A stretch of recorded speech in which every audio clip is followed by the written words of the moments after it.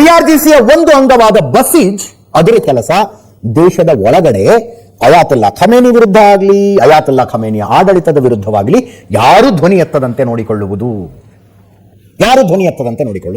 ಬಸೀಜ್ನ ಕೆಲಸ. ಈ ಹಿಜಾಬ್ ಕಾರಣಕ್ಕಾಗಿ ಇರಾನಿನ ತುಂಬಾ ಪ್ರತಿಭಟನೆಗಳು ನಡೆದವಲ್ಲ.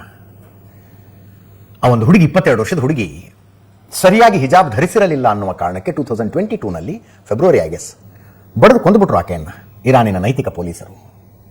ಅದಾದ ಮೇಲೆ ಇರಾನಿನಾದ್ಯಂತ ಪ್ರತಿಭಟನೆಗಳು ಶುರುವಾದವು. ಜೀವದ ಹಂಗು ತೊರೆದು ಬೀದಿಗಿಳಿದ್ರು ಹೆಣ್ಣುಮಕ್ಕಳು. ಬೀದಿಗಳಲ್ಲಿ ತಮ್ಮ ಹಿಜಾಬ್ ಅನ್ನ ತೆಗೆದು ಬೆಂಕಿ ಇಟ್ಟರು ಅವುಗಳಿಗೆ. ಇಸ್ಲಾಮಿಕ್ ನಿಯಮ, ಹೆಣ್ಣಿನ ತಲೆಗೂದಲು ಪರಪುರುಷನಿಗೆ ಕಾಣಬಾರದು ಅಂತ ಇವರು ಹಿಜಾಬಿನ ವಿರುದ್ಧ ಪ್ರತಿಭಟನೆ ಶುರು ಮಾಡಿದ್ರು. ಏನಂದ್ರು ಪ್ರತಿಭಟನಾಕಾರರು, ಆಯ್ತು ತಲೆಗೂದಲು ಕಾಣಬಾರದು ತಾನೆ, ನಾವು ತಲೆ ಬೋಳ್ಸ್ಕೊಂಡ್ಬಿಡ್ತೀವಿ, ತಲೆ ಬೋಳ್ಸ್ಕೊಂಡ್ಬಿಟ್ಟು ಅದೊಂಥರ ಈ ಕಾಡ್ಗಿಚ್ಚು ಹರಡದಂಗೆ ಇರಾನಿನ ತುಂಬಾ ಹರಡಿದ್ದಾರೆ. ಇರಾನಿನ ಯುವ ಸಮುದಾಯ ಮೊದಲು ಹೆಣ್ಮಕ್ಳು ಬೀದಿಗೆ ಬಂದ್ರು, ಆನಂತರ ಗಂಡಸರು ಬೀದಿಗೆ ಬಂದ್ರು ಅವ್ರನ್ನ ಬೆಂಬಲಿಸಿಕೊಂಡು. ಆ ಅಷ್ಟು ಹೋರಾಟವನ್ನ ನಿರ್ದಯವಾಗಿ ಹತ್ತಿಕ್ಕಿದ್ದು ಬಸಿಜ್ ಫೋರ್ಸ್, IRGC ಅಂಗ ಗೊಲಾಮ್ ರೇಜಾ ಸುಲೈಮಾನಿ. ಹಾಗೆ ಬೀದಿಗಿಳಿದವರನ್ನು ಹುಡುಕಿ ಕೊಲ್ಲಿಸ್ತಾ ಇದ್ದ. ಈ ವರ್ಷ ಜನವರಿಯಲ್ಲೂ ಖಮೇನಿಯ ಕಟ್ಟರ್ ಇಸ್ಲಾಮಿಕ್ ಆಡಳಿತದ ವಿರುದ್ಧ ಇರಾನಿನ ಜನ ಬೀದಿಗಿಳಿದ್ರು. ಬೀದಿಗಳಲ್ಲಿ ಹೋರಾಟಗಳು ನಡೆದವು. ಇದೇ ಗೊಲಾಮ್ ರೇಜಾ ಸುಲೈಮಾನಿ ಅವರೆಲ್ಲರನ್ನೂ ನಿರ್ದಯವಾಗಿ ಮುಗಿಸಿಬಿಟ್ಟ. ಆ ನಿರ್ದಯತೆಯ ಪರಾಕಾಷ್ಠೆ ಹೆಂಗಿತ್ತು ಅಂದ್ರೆ,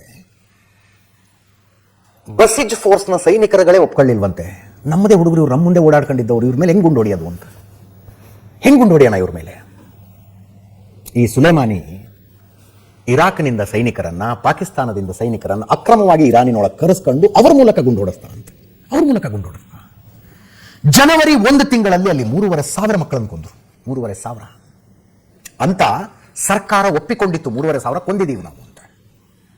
ಹ್ಯೂಮನ್ ರೈಟ್ಸ್ ಏಜೆನ್ಸಿಗಳ ಪ್ರಕಾರ 35,000 ಮಕ್ಕಳನ್ನು ಕೊಂದಿದ್ದಾರೆ ಅಲ್ಲಿ. ಇಸ್ಲಾಮಿಕ್ ಆಡಳಿತದ ವಿರುದ್ಧ ಪ್ರತಿಭಟಿಸಿದವರು, ಅಯಾತುಲ್ಲಾ ಖಮೇನಿಯ ಆಡಳಿತದ ವಿರುದ್ಧ ಧ್ವನಿ ಎತ್ತಿದ 35,000 ಮಕ್ಕಳನ್ನು ಜನವರಿ ತಿಂಗಳಲ್ಲಿ ಹೊಡೆದು ಹಾಕಲಾಗಿದೆ ಅಂತ ಹ್ಯೂಮನ್ ರೈಟ್ಸ್ ಏಜೆನ್ಸಿಗಳು ಹೇಳ್ತವೆ.